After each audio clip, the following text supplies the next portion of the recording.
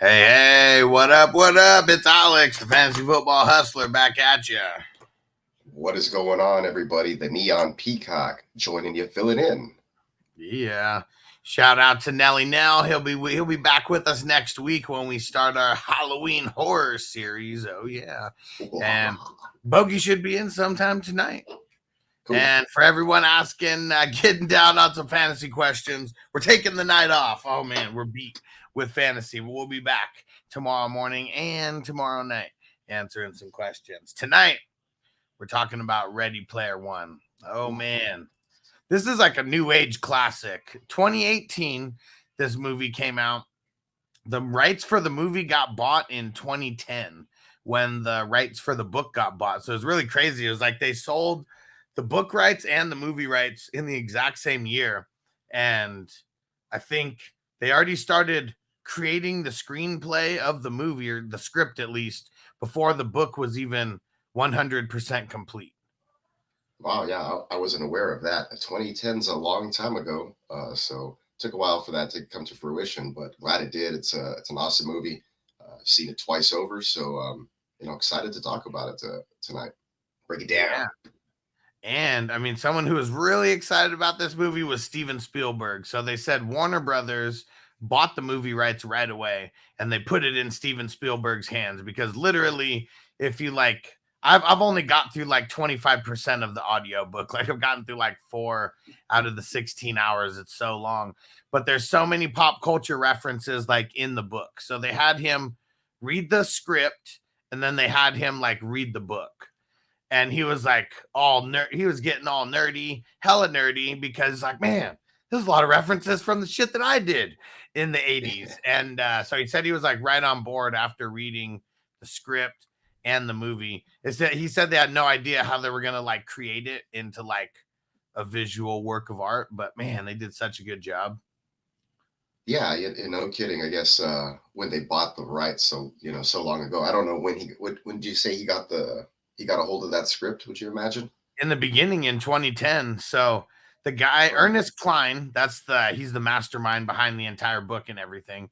He said that when they got it to Steven Spielberg, it was like the most nerve-wracking like 2 weeks of his life, because like he was like, I can't even imagine what it would be if Steven Spielberg made this movie. Like when he wrote I don't even know how long he was writing the book, for years, when he's writing this book, and like all these references, whole bunch from Steven Spielberg in the 80s. And then he ends up directing the movie. Pretty surreal. Right. Yeah, definitely. There's a bunch of nods to some old Hollywood blockbusters that Spielberg directed, throughout the movie, that they don't, talk about. If Yeah. you're, halfway or kind of just have the movie on in the background, you're not paying attention, you won't catch any of that stuff. So Right. several Easter eggs right off the bat, which is just great to see if you're into pop culture, into the 80s stuff like I am. I was born in the 80s, and so kind of obsessed with it. Kind of growing up, it's weird because me growing up, I was kind of like, the 80s, like there's nothing really special about it. That was like, I guess, mid 90s when I was thinking about that. It wasn't Yeah. that far removed. But then now, everybody's kind of infatuated with that stuff now, and you kind of have that nostalgia factor. So really cool to see a lot of Sure. that stuff in the movie visually, of course, things that you grew up with, seeing in, Hell in yeah. summer blockbusters and things like that. Hell yeah. And Tino said you got through the copper key in the book. Yeah. So I'm pretty much like right at the copper key when you won that. Yeah. And that's one of the big differences in the book compared to the movie. In the movie, there's 3 keys, and in the book, there's 5 keys. But, Hence it's, the 16 hours of yeah, audiobook. for sure. And like, yeah, I mean, that's just how it's going to be in like literally every book, is like it could just cover more time than a 2-hour movie. It's just the way it goes. What up, Daniel Barry? And Joe said the book's way different. Yeah, because like, I mean, one of the things, I mean, I haven't even got there yet, but just when I'm watched all the behind the scenes from the DVD and everything like that. And one of the things that got added into the movie that wasn't in the book was the whole Shining sequence. That whole thing was thrown in for the movie. It was not in the book. There was different references to other movies and books that were similar, but The Shining wasn't one of those. And I That didn't was get a that great far, so that was a great reference in the book, though. I loved it. They made it a huge part of the of the movie. I think it took up quite a bit of screen time. So a Yeah. huge nod to The Shining. If you've seen The Shining or you're a fan of you know, that horror genre of the time, then you know, Yeah. definitely, you know, a good good couple of minutes there. Just, you know, a lot of references through, from the maze to the axes to the Yeah. eh, And they you name it. You know, the elevator. We'll get and they there. and they said that Steven Spielberg was real like nerded out like for that. Like, wow, we get to remake like parts of The Shining. Super cool. So it was just cool all around for everybody. And it's like it, it's all foreshadowing. It's all guessing what these things are going to be like. That I think's like the coolest part out of everything, because we have really no idea what it's going to be like in 2045. But that's when this movie like takes place, and it starts off in the stacks is what they call it, and like I guess the only way that I can even explain this for anyone who hasn't seen it's like a trailer park that's just vertical that just goes straight up because everyone's Vertical. living in a trailer, but they're not. It's like buildings and structures of like trailers just going up and up and up and up. Yeah, for sure. It's a trailer park Jetsons or something, but they, you know, they're literally right on top of each other. It's not high rises. It's nothing beautiful about it. Looks like a bunch of RVs on stilts, kind of just Lego connects on top of each other or whatever it may be. But Yeah. literally called the stacks for a reason. So Yeah. And I mean, one of the things that they were saying behind the scenes, if they were going to make this like it was in the book, they would have had to go like 3 or 4 times higher, and it would have been like, you know, just spread out just insanely more than it is like right here. And I think they filmed it in London, they said, but the place that this is taking place is Cleveland, Ohio. Ohio, Ohio looks bleak in the future. For sure. And I mean, even in the beginning, when you really don't, I mean, if you don't know anything about the movie, it's just, you know, you can tell it's something futuristic. It's funny as he's like jumping down, you know, through the different trailers. You see like just people with the VR headsets on. Like one person's like fucking boxing, like in there. Some dude's like surfing. And Another man, he lady even had to stripping. climb. What? Another lady's like pole dancing. Oh yeah, that was the funniest one. It's like, yeah, we know where she's getting some coin right now. Yep. But that's what's cool about this oasis, right? It's like the virtual world where you can like literally just do anything. And kind of like the metaverse, you know, where the metaverse you could buy like that virtual real estate or whatever. So in the book, like that's one of the things that they're saying, how it all started off with people, you know, just playing and everything and different things. And then people started buying the virtual real estate, putting up different businesses and things like that. And it all spawned into this crazy, crazy world that he's about to jump into. What'd you think of his little, what would we call that? Game zone, his little like hideaway? Like what would you say that is? Yeah, it's like his little clubhouse almost, you know, getaway kind of what I guess a man van cave. Yeah. Yeah. It's a van Crazy how, cave.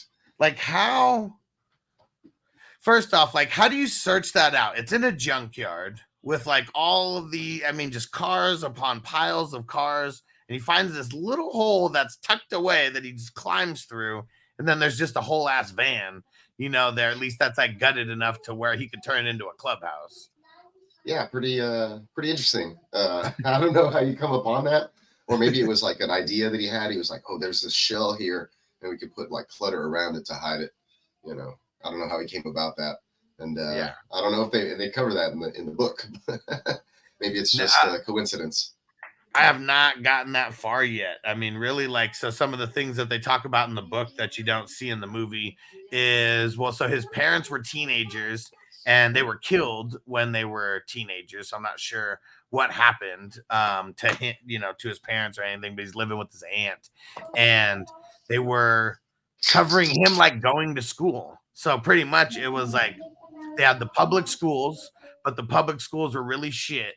And so what's the main guy's name? Not Ogden, who that? James Halliday. James Halliday, who's the creator of the Oasis. He was donating like $5 million a year to the Oasis school system. And it was pretty much like just an online school system where you logged into the Oasis in the VR And yeah, what's it called?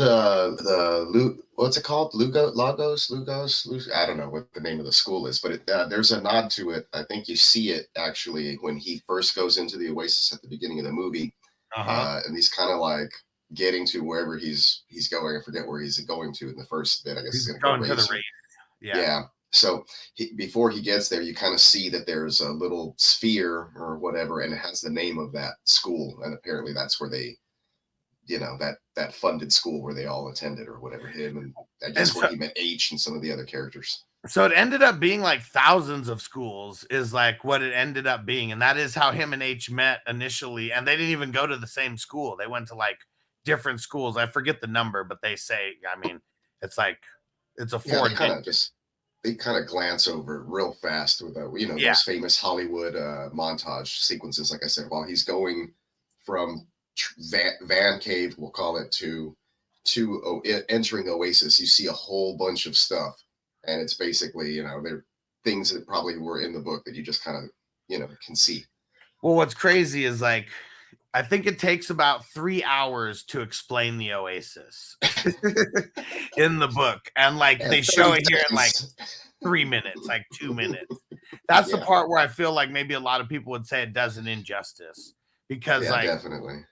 It's almost like, I mean, you have to like really that 2 minutes does show like, I mean, I think we just, as people who know these virtual worlds or whatever, I think we just put 2 and 2 together in our heads that like this is a universe where, I mean, literally you can do anything. I mean, they're like skiing down the Alps and climbing Mount Everest and a casino that's as big as a planet, and the motel where you could go do other things. Oh yeah, you could do other things there. Yeah, he glances over that. That's that whole part where we're talking about. Yeah, he's basically just kind of like just broad strokes all that stuff that I'm sure that the book talks about. But yeah, it's funny. And takes like 3 hours to. It just goes into like such insane detail, and like I wish I could see more detail of what's going on in all these worlds. I mean, it would be super cool, like super cool. And then they talk about pretty much the next thing, like right after they're showing off everything. He's like, "Hey, and this is my avatar," at least until I want to change it, and then they talk about. Then they talk about the whole what's it called? The whole contest, finding these Easter eggs that James Halliday left. And so this the way that I like to think of this as the Willy Wonka concept of the movie, basically, where it's like, it's a whole find the golden ticket type of deal, and you'll get invited to essentially take over the company. Crazy idea. It's literally what Ernest Cline said. He was like, I was thinking, like, what if Willy Wonka made video games, and what if his golden ticket was like an Easter egg in a video game? So like that's literally how the entire movie kind of like, at least the main plot of the movie formed. Yeah, I like to I think of it and it's like, okay, it's Willy Wonka in the Matrix, and then it takes parts of, like, I don't know if you've seen that movie Gamer, with what's it got? Who comes out of it? Is it Gerard Butler? No, I don't know. Anyways, but that one's pretty cool because he goes into the game and it's kind of the same thing. Like people make money doing different things or whatever. Yeah. He's like killing people. Anyways, so it's all of that mixed in with like a little bit of Avatar. Yeah. So and like the way all of that all in one. Great movie. Yeah. And the way that Steven Spielberg was kind of like explaining this, he was like, it was almost like a new age, like Wild Wild West, because like you could be whatever you want to be. There really wasn't a lot of like don't compare this to that the movie Wild Wild West. No. Okay, good. No, he's not. No, like literally just like the Wild West. Oh, like the Wild, yeah, for sure. That's like the whole metaverse and Bitcoin and all that stuff. That rage just kind of went through. That was the Wild Wild West times of NFT and whatnot. Yeah, so that's what he said. Going through that. Yeah. He said this is a new age, like Wild Wild West like time, because like you can recreate yourself, you could literally do whatever you want to do, and he said a lot less rules on like what you have to do and like things like that. And that was the way that he kind of explained it. And I'm over here, Wild Wild West. Yeah, the Wild Wild West. Wow. Oh man. Whoops. And so this whole contest, it is literally like Willy Wonka. So James Halliday, he's the creator. of the Oasis. He dies, passes away, and he creates a game within the game, all the Easter eggs, 3 keys that you must find. And whoever finds the 3 keys is given the entire Oasis, all the coin and everything, in these accounts. And he was like, it's a $500 million, $500 billion. And everyone's like, whoa, shitting themselves. And see, they show it. I don't know if you caught that part when everyone's kind of watching this. The first kind of people who are watching him on the screen, they're all in school. And that's like he pretty much, like, at least from what I remember and picked up, like he pretty much dropped out of school to be like a full-time, gamer and get the coin, because it's all the money in there. That's pretty much how you live your life, anyways. Like that's like that money and real world money is one and the same for the most part. Yeah, Z or Waithe or whatever's not in school at the time when the movie opens up. He's definitely not living a luxurious, successful life. No. So he's hurt. We can gather that he's either dropped out of school or something to that effect. Yeah, because like when he gets into the Oasis finally, then he starts talking about Aech. And it's funny, Tino said, Aech's basement, bro, fire. Hell yeah, all the tools and the gadgets. I mean, that's got to be a good trade in the Oasis, you being able to fix cars and like, just literally build shit, for people that people don't have the skills to do. Yeah, when this whole metaverse stuff broke out in our real world life, I was messing around with a lot of 3D graphics and stuff, and I was like looking into the metaverse, and I was like, I could build furniture in the metaverse and sell it. I mean, right? And my wife was like, you could build real furniture and sell it in real life. Yeah, but I have to swing the hammer like this. I'm just up in the house. I'm like, way easier. And like, so that's what they're saying, like in there, like in the book, like they don't talk about any of this in the movie, but in the book, they're explaining everything, how like he wanted to make it a free game. Like the only thing you had to pay was 25 cents. And that was a one-time like activation fee. And it was like, that's your ticket into the Oasis to create your account. But inside the game, that's way different. And it was like, yeah, then they start designing every single car in existence and every single like, movie car in existence and literally everything. And they were like, since it's like not like something physical, it just like takes up ones and zeros, in the server, it's basically free for them. And they said they created this whole service. It's funny how it's like almost like Bitcoin kind of, but like not really. But like everyone who's tapped into the Oasis, your computer is powering the server like as well. And like it's this new technology. So like everyone who's tapped in, because like before they said any game that went over like 1,000 people, you'd need multiple servers, or it would, it would suck. Your players would go slow. And this was the first one that was just like crystal clear the whole way through. And it's because somehow everybody's computer who is logged in, and there's millions and millions and millions of users around the world, each of their computers is powering the Oasis as well. Yeah, by some technological miracle of, the not too distant future, 2045. I can't wait. Yeah. I can't wait for huge corporations to power things for free off of our energy. Whatever works, as long as my Netflix doesn't buffer or whatever, I'm cool with it, I guess. And then so we get introduced to Aech, and it's in the book. I mean, it's way longer than this like little 2-minute intro that you get, but it's pretty cool how it shows Aech in the death zone. I can't remember what they call it, but pretty much the big war zone where everyone's killing each other. Yeah, I forget the name of the planet. But it's definitely something war zone, or like, to that effect. We can call it war zone for now. So somebody in the chat knows the actual name. Yeah, throw it in there. Pretty much getting in the war zone, getting your kills on, getting the coins, from the people that you're sniping and everything. It's like GTA on steroids. It's a like a COD GTA mashup with like anybody and anything you can think. Fortnite kind of throw it all into one and throw on a skin and go at it, go ham. And I mean, one of the first references that we get in there, it's funny, like right as Aech is answering the call from Parzival, just get my kills on, bro. And then Freddy Krueger like jumps up, bow, gets Freddy. And everybody goes Sonic mode, right? When they disintegrate, kind of Endgame style, but there's coin falling everywhere, and it makes that nice. It reminds me of just Sonic. It's like it's not like so cartoony, but it has a nice little cleaning sound. Yeah, super cool the way that it all looked. And yeah, so all we really gather right there is just H is the shit, is pretty much like the only thing that we gather right there. And then they end up so we get introduced to H, and then talking about Planet Doom, that's what it's called. And then Percival is like, oh yeah, I can't make the later race. Can you make this race? Yeah, we'll be over there. And it's funny, H, like when he actually gets over there, Percival, that is Z or Wade or whatever we refer to him as throughout the movie.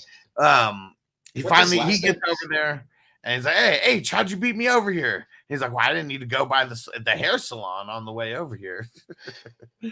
And a big old grotesque looking avatar that he's using with no hair, or she's using. Yeah. And no midsection either. It's like a whole midsection that could kind of just like mechanical, spring up and biomech kind of. Yeah. Krang from Ninja Turtles type of thing, maybe, but without a brain in the middle. Yeah. Tino said the Oasis would be so addicting. Yeah. I never get out of there. Tino would be at the casino planet like all day. Tino for sure would be at the casino planet all day. And so the three keys, that's where we are right now after we get introduced to H, is the three keys. And one of the parts that I like in there, when Halliday was about to give his little what's this called? It's been 5 years, right, since Halliday passes, and then nobody's found any keys yet. So it's been this whole period of time where we're gathering, where he's explaining the Oasis, we're getting introduced to him and H, and all this is happening. And then he happens to mention it's been 5 years and nobody's found Jack. And the when he's giving his little Steve Jobs like speech, that's what I was gonna say. And he was like, all right, we're finally gonna unveil the Oasis. Take a look under your seats, and it makes everyone look. There's nothing under there. Got him. Oh man. And that's pretty funny because it's like real dry humor. The actor who's playing the Halliday character or whatever, and he's just kind of like doesn't even react to his own joke. It makes it a little funnier for me. It's just like he's serious and he just continues on, kind of like a weird, quirky savant in his own, somebody who's just special, kind of like I don't know. Seems like a Steve Jobs, and I was like, I wonder, is this just like Steve Jobs of this, this multiverse? This multiverse, their version of it, maybe. But then in what's his name, in Wade's little bunker or whatever, you see on the wall, and it's like James Halliday better than Jobs, or like something like that. They make reference to Steve Jobs for sure. So this would, I guess, be taking place way after Steve Jobs, obviously, but pretty much. I mean, this is like, I forget what year this is. This is taking place 2040 when I think they release it, because it's 5 years after he dies. Yeah, right. I'm just trying to remember, because the bad guy is still alive and he was like an intern, so it's not too far removed. Like, it's not way back. So it's definitely after that, after Steve Jobs era, after our era. I guess we'd be older men at the time of this movie. Yep. And so they don't say who figures out what the what the actual Easter egg is, like where the first key's at, but they say that they put a portal there once they find out that it's in this race. But man, somebody finds a clue, and then a portal appears later, but they didn't really talk about that in the movie. Could you imagine? Yes, and I mean that's kind of where the movie lacks, right? Like it leaves out these big chunks of like things where you're just wondering like who found this out, how'd they find this out? Because he did give some tiny little clue in there, and he kind of even gave a little bit of the third clue as well, like in his little speech. And but you see Percival now, he's kind of talking, explaining, after the Easter eggs and everything, jumps through the portal, gets to the race, and it's like it kind of looks like a New York skyline. You can't even really tell like what it is as the race goes, and you can tell this is like literally taking place in like Central Park, like right around New York. It's like the scenes we see in Batman and shit like that, at least the same locations. Gotham And Street Racing, Need for Speed, you know, kind of vibes yeah, going on. They're definitely getting ready for one of those type of, you know, one of those awesome type races where you're just, you know, hitting your shifting and going, and it's going to be all kinds of havoc. But there's, you know, at the same time, there's all types of pop culture, uh, you know, whodats coming after you and trying to wreck you and you know, knock you out of the game and make a game over. So it's super fun, super great right off the bat, exciting action, great scene, yep. great scene. And they're explaining IOI, and these sixers is what they call them. No names, but they all have 6-digit numbers that represent who they are. And pretty much, I mean, a loyalty camp is like what they call it, right? And just so ridiculous. They got all these employees who are working for them, and they're all trying to find. I guess that's cool to a certain extent. Like, if you know, if the future looked bleak, I'm like, I'm gonna get paid to go, you know, play video games. But the way that they're being treated, or like we kind of get a closer or a glimpse behind, you know, closed doors later at the way the companies run. They're kind of, it's like drill sergeant military style, the way they have them playing video games. So it's kind of doesn't look like it all it's cracked out to be, or you know, sound anyway. But those are like the employees, right? It's like you got to figure out how to make your own coin. You can clan up with people. That is one of the ways. No, but we're on the show right now, please. Clan up, clan up with other people. Yeah, you clan up or go solo. It's funny how they refer to it like that. But yeah, you have these major corporations that are trying to, I guess, like monopolize or create like a small little army and go to war. I think the main antagonist kind of refers to it as that, and he's trying to, you know, surmount this army so that he can take over and find the keys. You know, like a strength in numbers type of idea. So, and you have these other folks that are more like rebels, I guess. The amount of money that, like, I mean, it's $500 billion. So I'm assuming all the people working there are getting paid peanuts. That's just what we can assume from like the way the whole operation is like going down. But it's like they have all the all these investors and things like that that are, you know, pouring into this. So it's not even like it's the main dude who's like putting this all out of pocket. He's like, he got all these people together, throw all this money at something, and it's all this money to try to win the Easter eggs, because once they get the Easter eggs, now they get full access to the Oasis.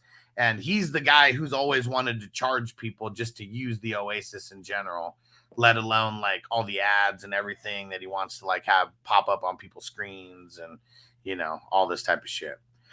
You see that throughout the film, in, you know, little sections where, you know, there's a flashback and he wants to charge, you know, memberships to, you know, use the Oasis. And then I think there's a other part where he's speaking to like his other, you know, employees about, you know, running all these ads, you know, with Oasis 2.0 or whatever it is. So and Joe said everyone's so poor, working for IOI is unavoidable. Yeah, see, that's why you got to figure out how to be a hustler somewhere in the Oasis, because a lot of people are making money. You just have to like literally have your hustle, whatever it is. I mean, H's hustle is like rebuilding all the cars and the whole, you know, shop that I mean, I guess he is a he, right? We'll get to the spoiler alert later. Yeah. And I guess Z, to a certain extent, is like, I'm gonna, you know, play these races and try to find the key, but at the same time I have like ways to kind of skim by.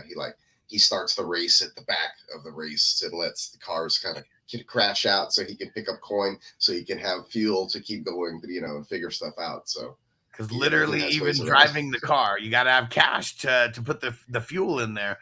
But what's cool is you don't got to go to a gas station, you know, like you literally can like fill up the tank like during the race. And his car's so dope, you know, he's driving the DeLorean from Back to the Future. So, yeah. And Tino said, I think where the movie misses how post-apocalyptic the world is, and like there's like barely any food or jobs, and the Oasis is really for the rich, and it makes more sense on why people would be Sixers. Yeah, for sure, right? Because there's like literally no jobs in like real life, I feel, because like, I mean, shit, even in the beginning of the movie, like the person, it wasn't even a person who was delivering Pizza Hut to the stacks. It was like a drone.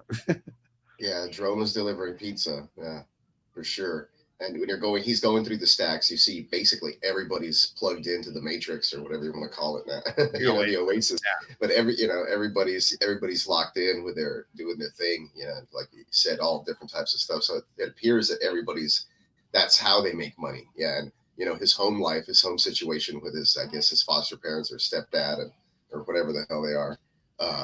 His dad's like high risk gambling, in these games or whatever, and stuff like that. So you run into some of that stuff too there, that home dynamic where everybody kind of needs to scramble on the Oasis and I guess that's they could have paid more attention, I guess, to what it's like, but you see the slum that he lives in, and I guess that's what they're trying to tell you. Like everything is like that. The Oasis is so much cooler, so rather be there. Yeah, I feel like you have to put two and two together. I mean, it looks hella ghetto, like where he's living. I mean, it's literally like, I mean, it's the stacks are stacked on top of each other. Like everything around it does not look like it's like a nice neighborhood or like ritzy everything area. Looks dirty. Looks like a shower's like once a week type of thing.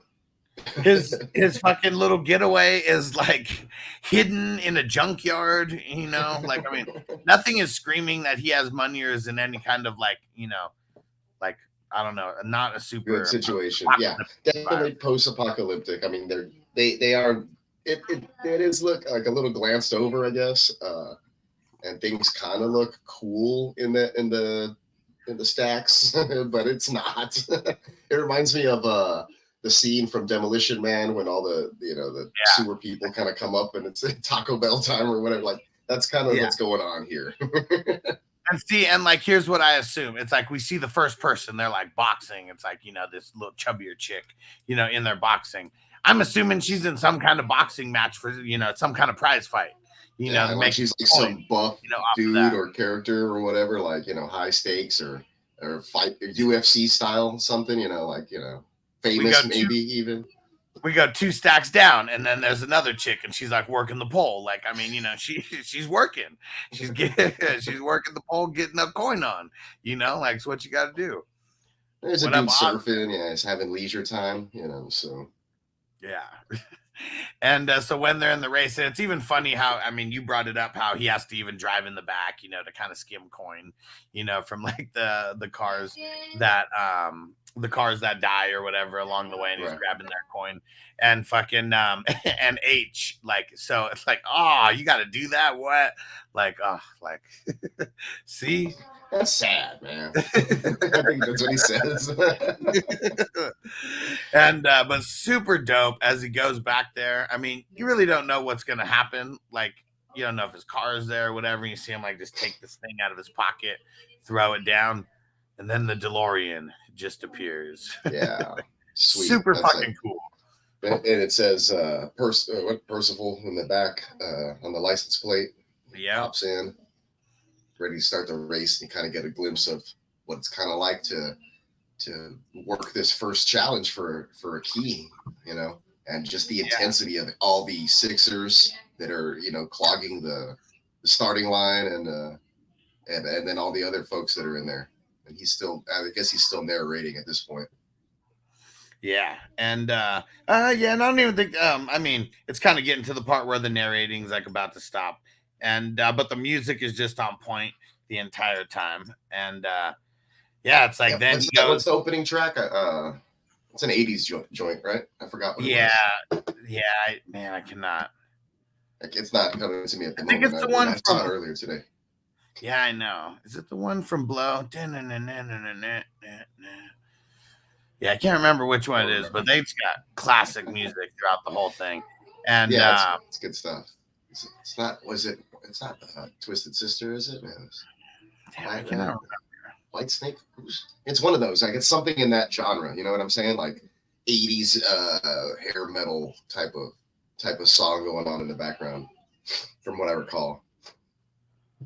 But yeah, the race was it Jump? Might as well. No, it was like I'm not sure. I'm not sure. Yeah. Yeah, but it gets you going, like, we're about to start the race. It's like they should have done Kickstart My Heart by Motley Crue or something. But anyways, that would have been cool. And they looks over, sees some chick on a motorcycle there. Exactly. And like, that's why. They talk a lot about Artemis, like, in the beginning, in that first like 3-4 hours where they're kind of like building up the Oasis and everything. And like, yeah, she's like a Twitch streamer and all this, and does walk-alongs and just a lot of stuff in the Oasis. She's a superstar to like a guy like him, and he's like fully like schmitten, with her. Like, yeah, he's all about it. Yeah, has no idea what she looks like or anything, but he's followed her and he's like, that's her. I know her. I could tell by her. I don't know, whatever. I follow her on all these, platforms. And so he's honing in, like telling Aech, like, check this out. Like, that's definitely her. So he's locked in on that, not really paying attention to the race right off the bat. Yeah. And just crazy how like the whole bridge, there's no like bridge where they're at, but then it just kind of like just kind of shifts over there, does like a little roll or whatever to get into place.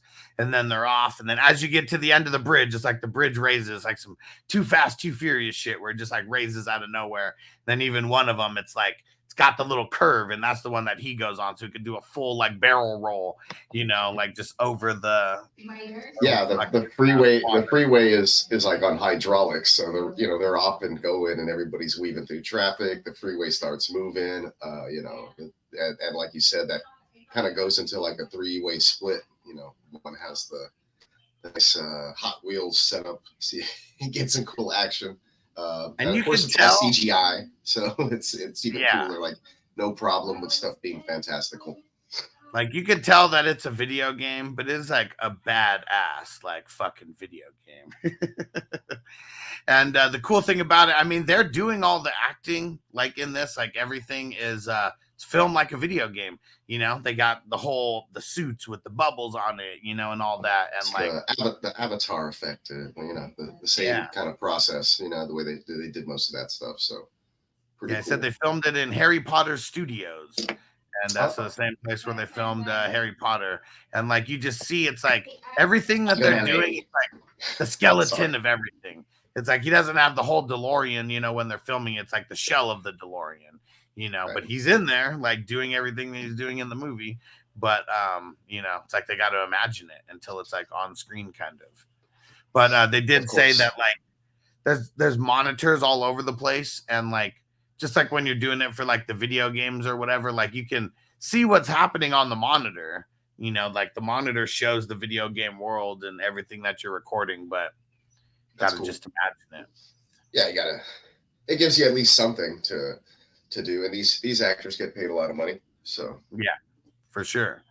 And one of the coolest parts to like start this whole race is like there's like a big rig or whatever that like, I mean, first off, they're just like going through everything. There's subway cars, just all over the place, a lot of obstacles to avoid. And then this whole like big rig truck like just comes out of the way, out of nowhere, cuts off pretty much everybody in the race. One of the Sixers gets their heads cut off and all the coin goes, hits a little button, changes it from Back to the Future 1 DeLorean to Back to the Future 2 DeLorean, glides underneath that shit, opens the door, gets all the coin, turns the coin into fuel. It's cool. Yeah, the wheels turn sideways and he starts hovering and glides right under there, and opens the door and he collects all the coin, like you said. And I just want to, before we go any further here, I just want to shout out my cousin, Austin Gorg, who was an art director on this movie. I probably should have prefaced and left off with that, but he's worked on this one, Rushmore, and a couple other movies back in the day, but this one was one of his more recent ones. And I gotta reach out to him, see if we can get in touch with him, maybe get him on the show. That'd be super cool if we can get like any insight from him in the movie, because there's a lot of work that went into this movie, especially on the art side and the video game side and just all this shit. Yeah, his sister just reached out to me on Facebook recently because I did an edit of a Houston Texans jersey from Tarleton State University, and she went to school there, and they're the Texans. And then anyways, I swapped the colors because they were purple anyways, and I did it and she was like, hey, blah, blah, blah. And I was like, oh yeah, like, hello, his sister. Maybe I can get his number through her. But cool. Anyways, yeah, he was an art director on this. He wasn't the main one, but I think he was like the assistant art director, or if not like a visual art director, something to that. Cool. But if you check out the, what is it? The IMDb or whatever it is, his name is listed up there. Tight. And one of the first big, other than the DeLorean, obviously that's the first like big reference, like in this race. Shit, seeing the T-Rex from Jurassic Park, like wow, randomly in the middle of the street, you know, King Kong tears at H's car. Yeah, and then King Kong, that's the one that nobody can get by, and he talks about it like after, like he's getting ready to pull up, you know, on the little bank or whatever on the freeway, and he sees King Kong. He's like looking for him. And the son of a bitch, he's like just tracking the whole way. And then he sees him just where he's at, that he's you know, just gets right in front of him. So he doesn't do it. That yeah, it's doesn't very take tense. Very tense moment of the movie. You know, you can feel it. The action's kind of building and peaking there. He's getting towards the end of the race. You know, he's on the lower level. You can see King Kong crashing through the buildings, destroying things, you know, knocking other racers out of the game.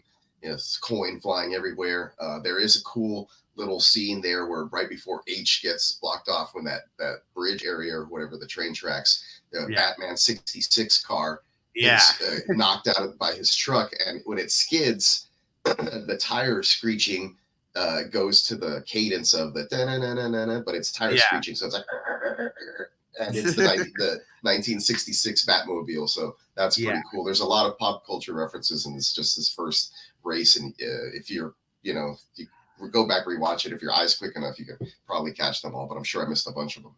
Yeah, Marty said this movie sounds wild. Like all this is happening within like the first like 20 minutes of the movie. Like for sure. It's awesome. The anywhere yet. Yeah, the first race is just, it's so epic. Like that's why we're trying to go into so much detail, because it is like, it's super fucking epic.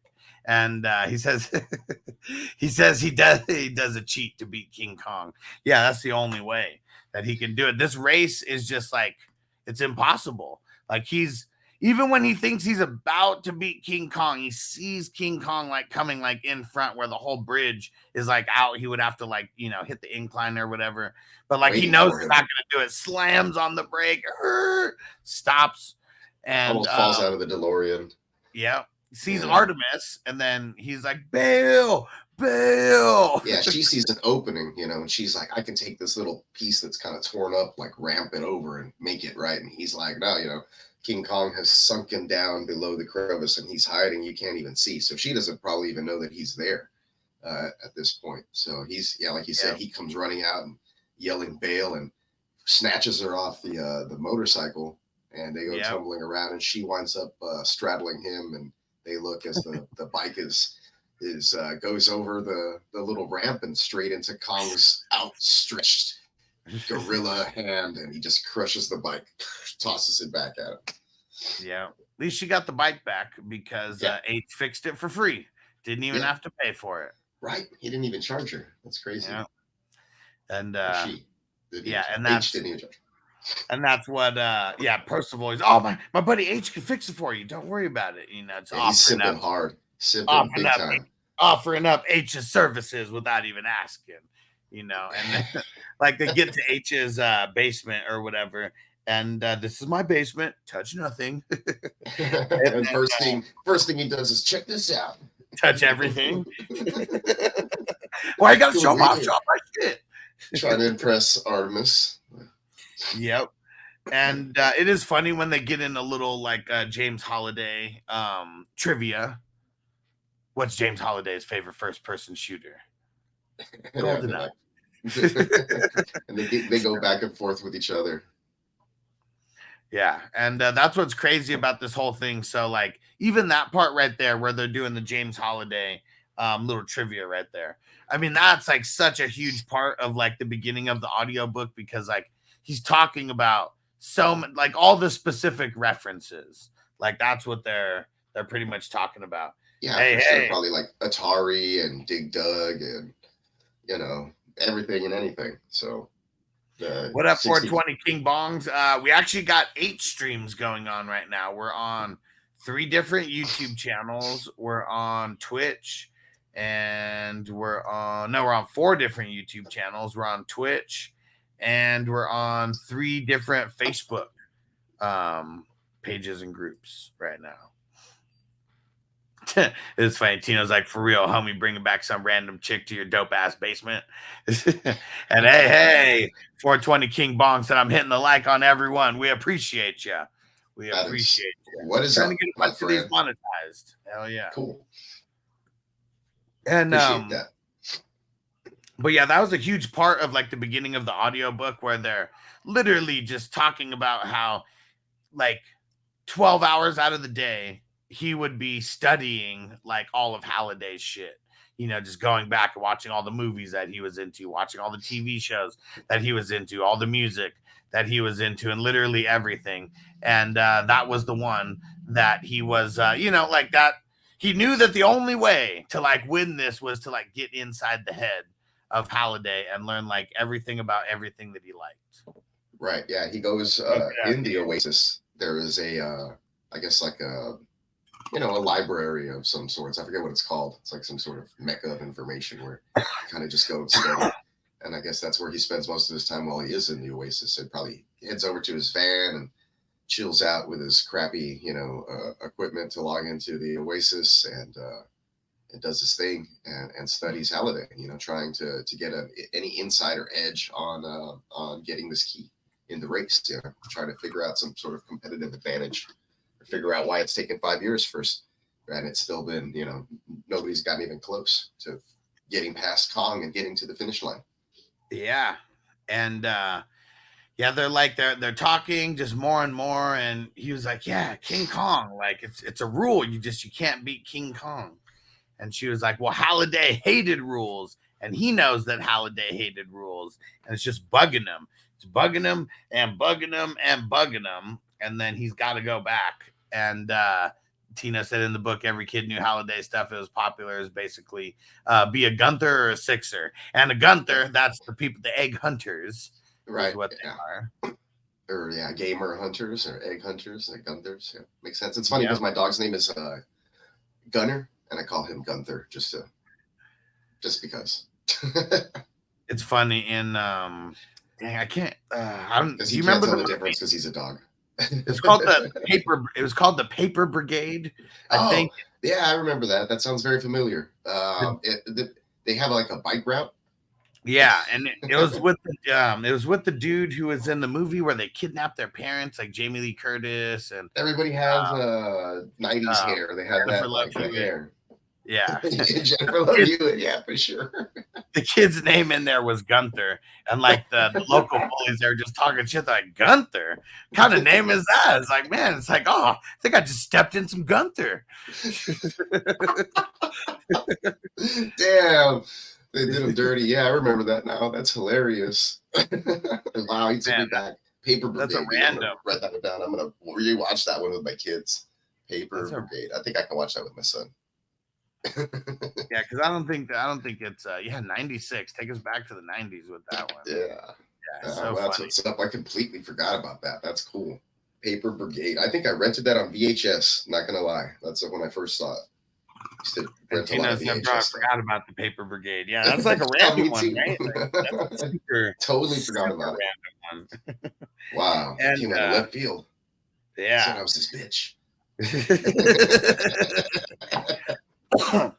And you kind of get a peek. I mean, he does have. I mean, you hear him later. Like, people love the Oasis to try to escape the shitty hand that they were dealt. And this is like the only peek you get into, like, the kind of shitty home life, that he has. Like, he just gets his aunt yelling at him, "Where's my gloves? You took my gloves." And then he goes home, and it's like her husband, not even her husband, I think he's just her boyfriend or whatever. Right. It's like all in his face. And he was like, you made me lose all the house money on this. I bought all the upgrades for this like one the little brother he's like the little brother that you beat in Madden or some shit. Like, I don't know. He's like, you made me lose. You gave me the shitty controller. Or I don't know what. It's like not even your fault that they suck. Pretty much. Yeah, you took her gloves. I'm supposed to use the good gloves. What does it tell him? He's like, you shouldn't have played, or I don't know what the hell. He was like, you weren't gonna win nothing. He was like, I had friends in there, you noob, and he like punches them. And he's like, call the cops. He's like, I'm not calling the cops. You're getting the hell out of here. I should kick both of you out. Yeah, because he spent all their house money on all those upgrades. Yeah. And but yeah, so it was really, he's just all in his head thinking about this, and he goes, let's see what this, because I got the movie playing in the background. No, it's the Halliday Journals. That's what it is. And he goes in there to talk to the old curator, and goes to a specific spot that that talking curator's about the no cool. rules. I don't know, Talking have you about ever the no seen rules. have you ever seen Altered Carbon on Netflix? I don't think So so. so anyways, it's they have skins and like there's discs and their whole lives and memories are like saved on these things and you're literally like you can buy people's bodies and like keep like a fresh new you could be immortal basically, right? All your shit just stays saved on these stacks. Anyhow, there's a curator in that virtual world that they're in or whatever the hell, and it's like it's a same concept. It's like a dude that's there with like information, but he's a bartender. He gives you a place to stay. So that curator reminded me of, mimic that same concept, which is pretty cool. Nice. It's like a virtual butler. Yeah. So he takes them to the exact scene, and it's cool. So I said when they were filming all of these, this is why Steven Spielberg said it was like filming 4 movies in one, because like when they film like scenes like he's watching, it's like they had cameras everywhere so they could like shift everything around, just like on cue and make it look like hella, just futuristic, the way that they can go back and like watch these movie files. And so he's listening to the whole file and he remembers like everything like word for word. And he must just walk away at the same time, like every single time. But this time he like, I don't know, he just like waits a little longer and he hears him say, like, I wish we could just go backwards, like really put the pedal like really to the fast. Rewind 10 seconds. Rewind 10 well, seconds. It's because, like you said, I think Artemis tells him about she mentions like he was a rule breaker, and she kind of like that was the last thing that she said. So like he was hanging on every word of hers because he's smitten, like you said. So this time when he goes back over there, gets after his encounter with her at that first race, it's fresh in his mind. They start talking about the rules, Halliday and Morrow, I guess, or whoever it was at that point. Ogden Morrow, right, and they have like this that argument, and then he turns away, and that's when he's walking away. But he hears him say that, so I think that when his ears are a little more tuned to the conversation this time after Artemis. And I don't even know if you saw it took Halliday saying it twice for him to realize it. He says it the first time. He's like, wish we could go backwards, and he just kept walking, didn't even hear it. Like, I wish we could go really backwards. And and then that's when he goes back and he's like, hey, play that, go backwards 10 seconds. And he hears it, and then they show Halliday, and he even like turns and he has like a smirk on his face when he's saying it. And he's like, that's it. He has this idea. He's like, I got it. And he takes the helmet off and he's like shitting himself. He was like, no fucking way did I just figure this out. Like right now, 5 years. Like I couldn't even imagine. Could you imagine playing a game for 5 years? And I know there's a lot of stuff in this, but it's like the main storyline. You cannot get past the very first part of it. Yeah, that's crazy. Yes and no. I have several games that I've played. Like I have an emulator, right, with like all the old games right behind me here, and there's like right behind my camera. I have the joysticks with the buttons. It's like a dual setup. But anyway, I do have a Batman Origin. I don't know if you ever played any of the Batman games, but I have the Batman Arkham Origins game. And I remember when I first got it, my son was it was like 2013. It had just come out. My son had just been bored, and I started playing it, and I would take care of him. And I got like 5% of the way in. And I was like in the first 2 years of his life, bro. And that's how much my data was on it. I would play, like 2-3 times a week, like, so for like an hour. And when I got some time, and I got to like 18% of that game or whatever. And then I forgot about it for like 6 years. And then I came back to it recently. And then I had to do like a virtual walkthrough, like online with one of these people, like Artemis probably, to tell me what to do. And then I got through like 25%. So now I'm like, oh, okay, I'm going through it now. But it's like 10 years ago when I bought this video game. So yes, I can imagine playing a video game for a long time and not getting anywhere. And Gino's like, fuck, bro, and everyone can't beat it. He's like, I'm not even playing it. Yeah, I mean, I think because he even said the only people who are trying to beat the race anymore are just the egg hunters and the Sixers. Everybody else isn't even really fucking with it like that. It's still a shitload of people because the Sixers are like a whole clan, like whole fucking gang and shit. And but it's because you still gotta have coin, for your car or whatever, So I mean, all that takes coin. But yeah, after he figures it out, of course, he goes right back to the race. And it's going to make coin. He sees what's her name there, Artemis. And she was like, "Oh yeah, try not to lose your shit or zero out or whatever the hell, because she's making fun of him for being a bonus hole." And she was like, "You figured something out, didn't you?" She's like, She's like, "Tell you me." tell me. You figured And something she's out. You tell watching, me. yeah, and she's just watching him in the rear view mirror, and like that's it. And then yeah, he just hits it, and then it's So one of the things that he said, Well, he stays there for a bit. Everybody takes off, and she's looking yeah, at him through the rear view of her bike, and like she picks her visor up, and like she's like, and then he hits reverse.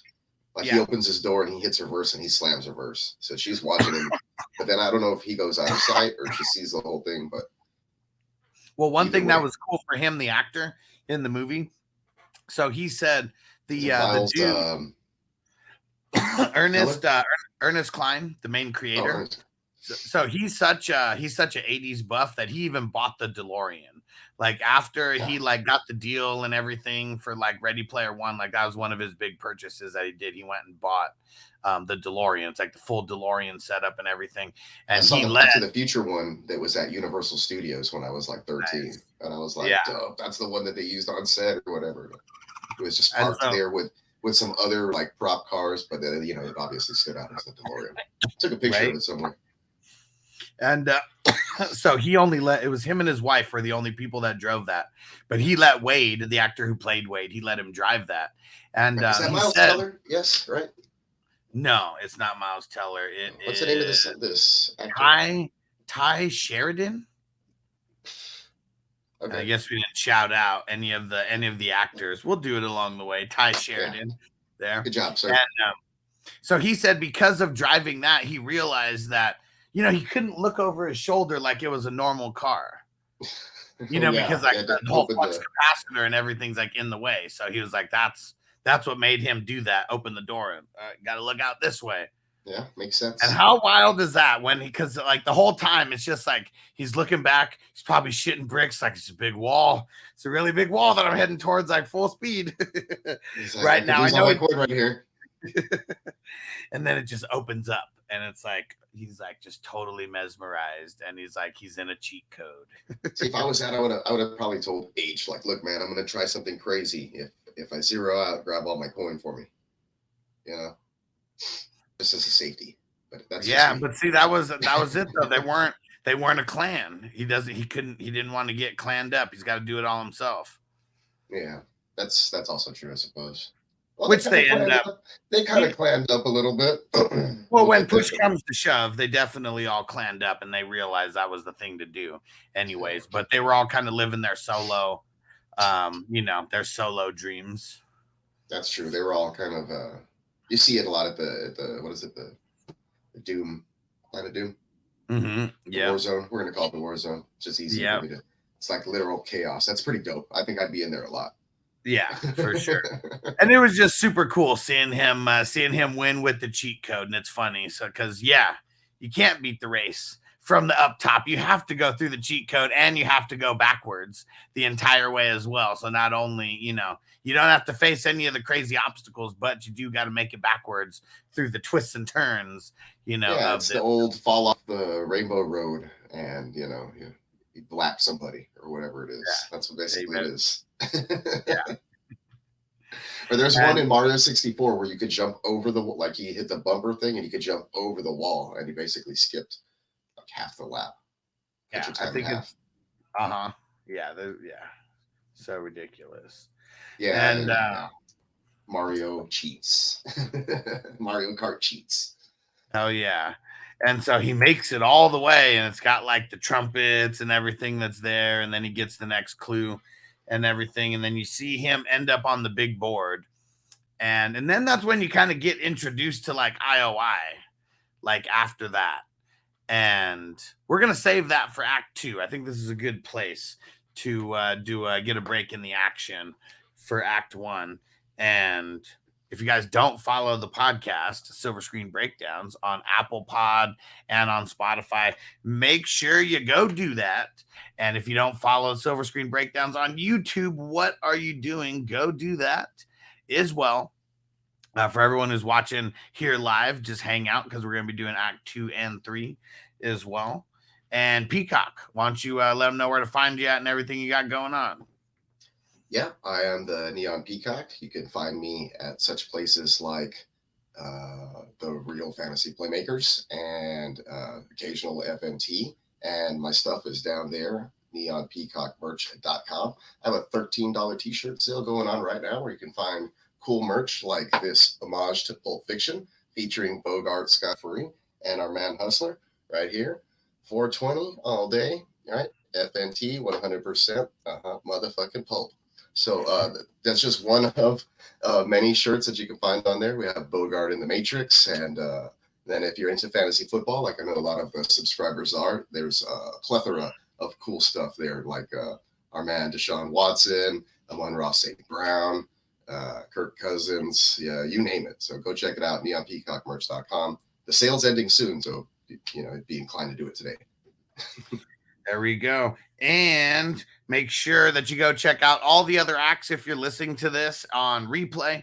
They're dropping Monday, Wednesday, Friday on the Silver Screen Breakdowns podcast. And you can still show some love on the Hustler podcast. Go subscribe there. And we do have all the uploads happening there. They usually happen over the weekend. All right, here we go. We're getting into act number 2. We'll see you guys over there. Peace out, everybody. Peace.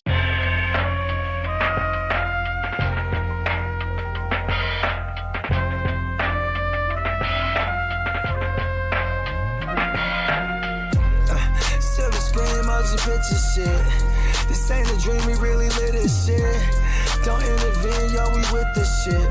That's where the most high, we the most lit.